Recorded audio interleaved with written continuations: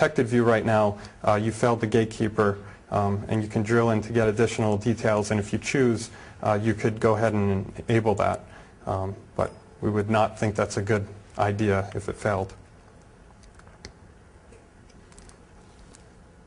The next scenario is we have some targeted attacks, and targeted attacks happen when someone sends an email to the victim.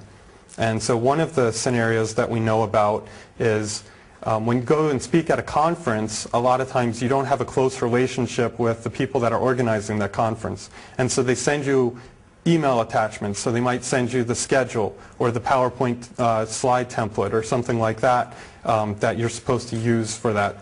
So it's somewhat a trusted relationship, although a lot of times these mails do not come as signed. And so in this case, I want to go ahead and look at the latest schedule here.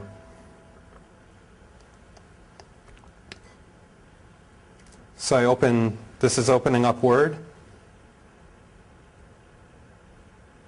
And what you see here is that it's telling me that I'm in protected view, and the reason that I'm in protected view is this came through an email attachment.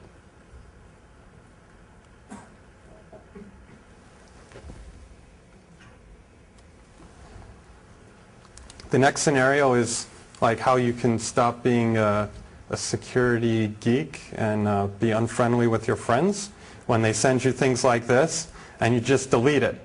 And people call you up and say, hey, did you see that thing? Wasn't it awesome? And you're like, yeah, I don't really open attachments. Like, how many times does that happen to us, right? And they're like, what's wrong with you? You're just a nerd. So, I get this email. Says, check these out, so funny. I'm like, yeah. But, this is a guy I know.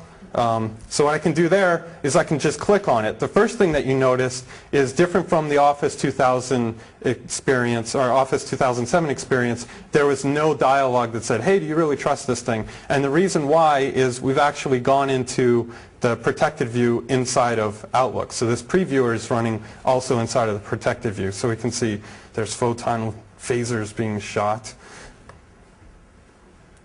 Yeah, I don't know if you ever try to get stuck in there. This is a concerned kitten. So now you can tell your friends like, oh yeah, that was really great.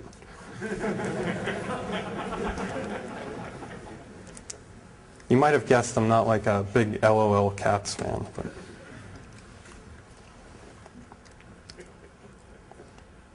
so the next scenario here is you get an email attachment, and first of all, you may or may not have had some plumbing work done recently, and you get this thing and you're like, wow, I owe somebody a lot of money, or so is the claim. I'm not sure about that. There's this invoice.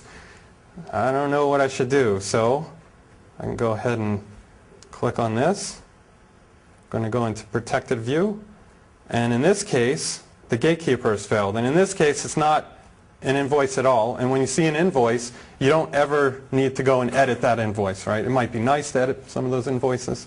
So in this scenario, this is a targeted attack, and somebody's trying to take advantage of some vulnerability on the system. But Gatekeeper has detected and said, hey, not only are we opening this protected view because it came through an email attachment, but this one is particularly malicious.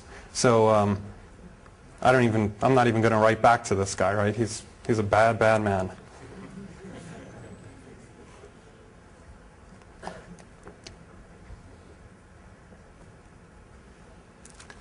So we feel like we've done a bunch of work, and we feel pretty good about the work that we've done. We've improved a lot of the security in the next version of Office, Office 2010, but we realize that we're not perfect. And so we know that external people, while we've continued to innovate internally, we know that external people aren't just sitting there and watching, right? We know that they're doing a lot of creative things. And so if you're external and you have crashing files, I strongly encourage you to send them to secure@microsoft.com. We don't even need you to figure out if they're exploitable, right? If you have a crashing document, send it to secure@microsoft.com, and our team will investigate that. And if that is a security problem, we'll issue a bulletin for that and give you credit in that bulletin. So the call to action.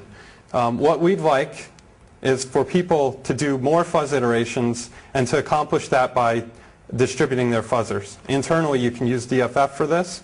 We recommend that you fix crashes even if they're not proven to be exploitable. So there's robustness changes, and it turns out that a lot of times you fix bugs and you find out later that they were security problems. But you didn't know at the time, you just fixed it, and you just saved everyone a whole bunch of time.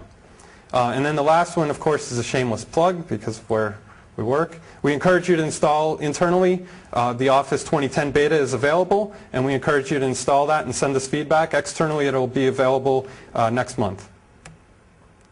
And then I'd like to thank our team and many people who helped in creating the distributed file fuzzer, some of these features in Office, and the presentation specifically.